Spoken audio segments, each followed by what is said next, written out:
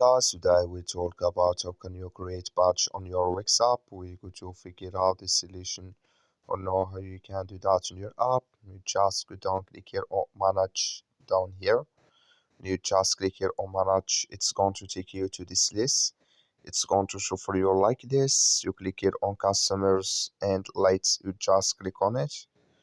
So then you click here on badges. You just click on it here. Then it's going to take you to next step here. Then first you just click on create patch. So then you come to next step here, add here patch name in description. So then here can you select design and background color or text color.